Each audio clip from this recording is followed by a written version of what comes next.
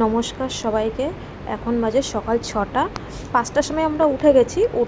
আমি তো আগেই উঠে গেছি। দেখো এখানে কিন্তু তোমরা তো জানোই ৫টার থেকে পয় পরিষ্কার চালু হয়ে যায়। তাই এখানে কিন্তু সবার বেড কিন্তু পয় পরিষ্কার করা হয়ে গেছে। আর আমি রিমিকে ৬টার সময় স্নান টান করিয়ে ওর বাপিও চলে এসলাম, বিরাস টিরাস করে রেডি করে দিয়েছি।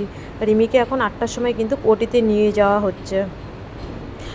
আমরা তো জানি সকাল ৬টায় নেবে, তারপরে ৮টায় নেওয়া হয়ে গেছিলো। আগে যেহেতু পেশেন্ট ছিল, আর সকাল ৮টায় কিন্তু রিমিকে কিন্তু ওটিতে ঢুকিয়েছে।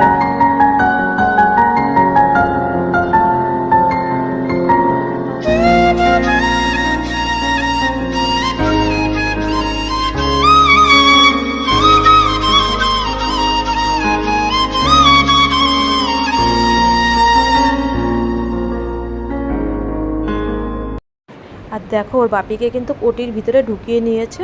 আমি কিন্তু বাইরে একা একা। ওর বাপিকে ড্রেস পরিয়ে, পরে শুনলাম যে ড্রেস পরিয়েই ওটির ভিতরে নিয়ে গেছিলো। আর আমি ওখানে ৮টার থেকে 10টা অবধি বসেছিলাম। পরে ওখান থেকে আমাকে বলছে, সিস্টাররা তুমি এখানে বসে আছো কেন, একা একা যাও বেডে গিয়ে বসো। ওরা যেহেতু বারবার বলছে, আমি ওখানে 2 ঘন্টা একা একা বসে শুধু কান্না করছিলাম।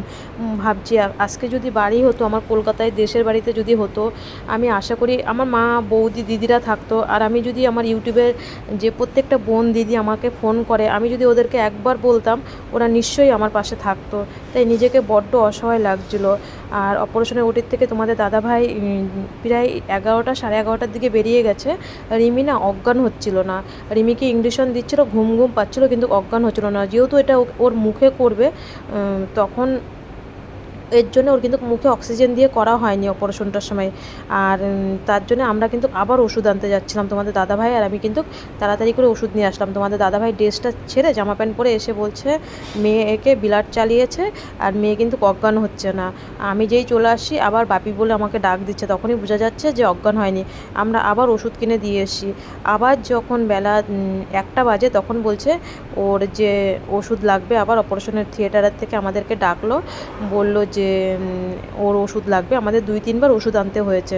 বললো এবার গজ আনতে হবে, নাকের ভিতরে গজ দিতে হবে। এই গজটা হবে না, এই গজটার দাম 750 টাকা। এই যে দুটো ওষুধ এনে দিয়েছে, এই এক একটার দাম 1500 টাকা করে। বললো এই গজ দুটো দেওয়া হবে।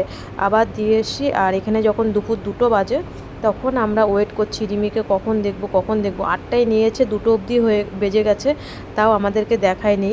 আর তোমাদের দাদাভাই তো বললাম না, হচ্ছে 11:30 12টার দিকে বেরিয়ে এসেছিলো। যখন ওটিতে নিয়েছে, যখন ওর পুরোপুরি ঘুমটা এসছে, তারপরে নিয়েছে। তার মধ্যে কিন্তু ওর কালকে 8.2 ছিল, একটা রক্ত চালিয়েছিল। তোমাদের দাদাভাই এসে বললো একটা রক্ত চালিয়েছে। আমার 6টা রক্ত দেওয়া ছিল, তার মধ্যে 4টে রক্ত শেষ হয়ে গেল, আর 2টো রক্ত জমা আছে এখনও। আর এইদিকে আমরা কিন্তু ওয়েট করছি, প্রচুর টেনশান হচ্ছে, বোঝোই তো যা হয়, বিশেষ করে একা একা। তারপরে তোমাদের দাদাভাই আসার পর একটু সাহস পেয়েছি।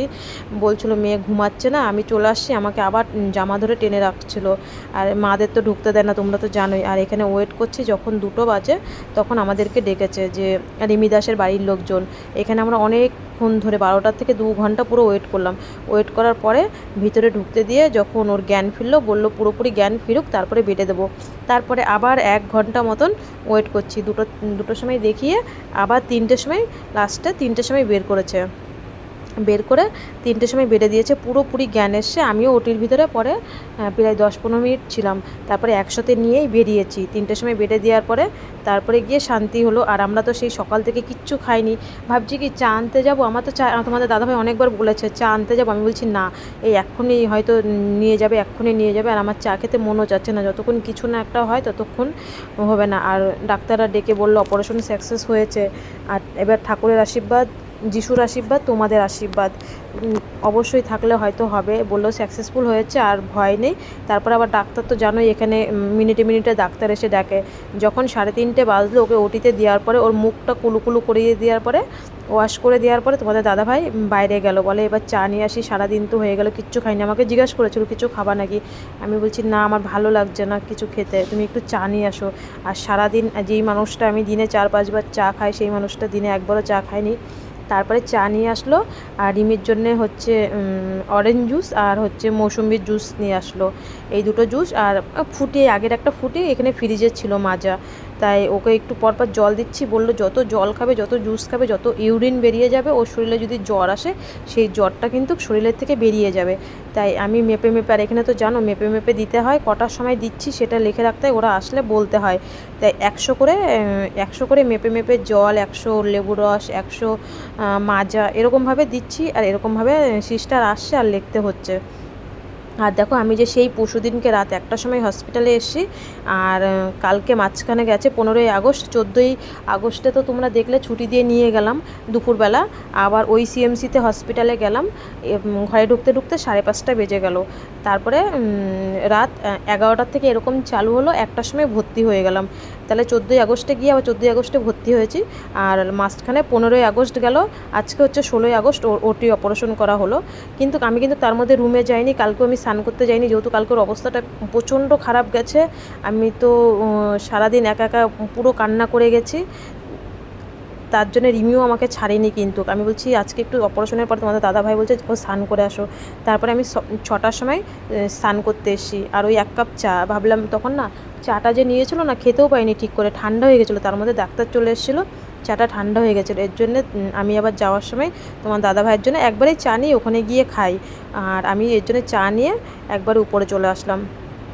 তারপরে চাটা খেয়ে আমি তোমার দাদাভাইকে বললাম তাহলে তুমি এবার যাও, 7টা বেজে গেছে, রান্না করতে পারে। এখানে তো জানো বাচ্চাদের 8টা সাড়ে 8টার মধ্যে খাইয়ে দিতে হয়। তাই তোমাদের দাদাভাইকে কিন্তু আমি ঘরে পাঠিয়ে দিলাম যে তুমি। তারপরে মেয়েকে জিজ্ঞাসা করলাম কি খাবি, এখান থেকে বলছে শক্ত খাবার দিতে হবে, ওর অনেক ওষুধ আছে। আর এর মধ্যে জানো ওর কিন্তু খুব জ্বর চলে এসছে, 102 জ্বর চলে এসছে, কিছুতেই জ্বর কমছিল না। মাথায় বরফ দিচ্ছি, জলপট্টি দিচ্ছি। আর ওর এই যে এই পাশটা না, বা পাশটায় ও জিলিক পাচ্ছে কালকের থেকে। আমি সত্যি সত্যি যখন হাত দিচ্ছি শিরার মধ্যে দেখছি কি মানে একদম কি জিলিক পাচ্ছে, লাফাচ্ছে। আর ওখানে সারা রাত, কালকেও সারা রাত এরকম করেছি, আজকেও সারা রাত এরকম করেছি। ওই জায়গাটা এরকম এরকম করে আঙুল দিয়ে ঘোরাতে হয়, আর জলপট্টি দিচ্ছি। তারপরে যখন এতটা জ্বর এসছে 102, যেহেতু 5টার সময় অ্যান্টিবায়োটিক দিয়ে দিল, বললো কি অ্যান্টিবায়োটিক এখন আর দেবো না, রাত 10:30টার সময়। এখন কি করি, তোমাদের দাদাভাই চলে গেছে রান্না করতে, আমি একা একা এই যে এইটা দেখছো মাথায় দিয়ে রেখেছে, এর মধ্যে কিন্তু বরফ দিয়ে চাপা, এটার মধ্যে দিয়ে রেখেছে। আর এদিক দিয়ে পট্টি দিয়েছে, জল পট্টি দিচ্ছে, শুধু গা মুছাচ্ছি, কানে যেন জল না ঢোকে ওরাই তুলো দিয়ে দিল। আর চারি সাইডে ওরা তোয়ালিও দিয়ে দিল। ওদের ট্রিটমেন্ট তো জানোই কেমন। তোমাদের দাদাভাই চলে এসছে, এর মধ্যে ডাক্তার আবার এসেছিলো, ওষুধের স্লিপ দিয়ে গেলো, অ্যান্টিবায়োটিক আনতে হবে। আর শুধু লঙ্কা ছাড়া, একটাও লঙ্কা দেয় না, শুধু লবণ দিয়ে জিরে ফোড়ন দিয়ে তাই খিচুড়ি করে নিয়ে এসে। যেহেতু 2 দিন ধরে ফেনা ভাত খাচ্ছি, ফেনা ভাত তো আর খেতে চায় না, তাই আমি বললাম লঙ্কা একটাও দেবে না। আর সত্যি কথা বলতে সেই যে পরশুদিনকে রাত্রিরে ভর্তি হয়েছি, কালকে তো সারাদিন রিমি কিচ্ছু খায়নি। আর এই আজকেই 2 চামচ খিচুড়ি খেয়েছে, আলু ভাজাটা খায়নি। আর খিচুড়ি আমি ওকে একটু পরপরই খাইয়েছিলাম, 2 চামচ করে। আর তোমাদের দাদাভাই এর মধ্যে ওষুধও নিয়ে এসছে। আমি বললাম কী কী ওষুধ এনেছো দেখি। তারপরে দেখি অ্যান্টিবায়োটিক, আর হচ্ছে 2টো অ্যান্টিবায়োটিক, কালকের থেকে একটা চালু হবে, আজকে একটা জ্বরের অ্যান্টিবায়োটিক। আর একটা বললো এটা ট্যাবলেট আছে, কালকে সিস্টার দেখে বললো এটা কালকে সকালবেলা, ফার্স্ট সকালবেলা কিন্তু এই ওষুধটা খাবে। আর এই 3টে ওষুধ আনলো, আর কোনো ওষুধ ছিল না। তারপরে তোমাদের দাদাভাই ছিল, বললো আমি এখনও স্নানও করিনি, জামা কাপড়ও কাচিনি, আমি শুধু রান্না করে নিয়ে মেয়ের জন্য চলে এসেছি। তাই আমি এদিক দিয়ে মাথা ঘোরাচ্ছি, ওর এরকম এরকম করে দিচ্ছি, আর একটু পরপর 2 মিনিট পরপর খিচুড়ি খাচ্ছি। আর শুধু গলাটাও শুকিয়ে যাচ্ছে, তার জন্য জল খাওয়াচ্ছি। তোমাদের দাদাভাই বলছে দাও আমি যাওয়ার আগে আরেকবার খাইয়ে যাই। তাই তোমাদের দাদাভাই এখন চলে যাবে, 10:30 বাজে। আমি বললাম ঘরে চলে যাও, এখানে একজনের ডেঙ্গু শুনলাম, যেহেতু বাইরে মশা আছে। হসপিটালে থাকলে কিন্তু দেখবা রুগীর সাথে যারা থাকে পেশেন্টের সাথে তারাও কিন্তু রুগী হয়ে যায়, বা তাদেরও পরবর্তীতে শরীর খারাপ হয়ে যায়। আমি বললাম কালকে সারা রাত জেগেছো, বলছো মশা কামড় দিয়েছে, যদি আবার কিছু হয়ে যায় তুমি তার থেকে ঘরে চলে যাও, আমি রাতটা সামলে নিতে পারবো, যদিও ওষুধ টষুধ আনতে হয় ঠিক আমি আনতে পারবো। আর 10:30টার সময় তোমাদের দাদাভাই চলে গেল। আমি বললাম তুমি স্নান করে খাওয়া দাওয়া করে ঘুমিয়ে পড়ো, আর ভোর 5টার সময় কি 5:30টার সময় চলে আসবে, আমি অ্যালার্ম দিয়ে রাখবো মোবাইল।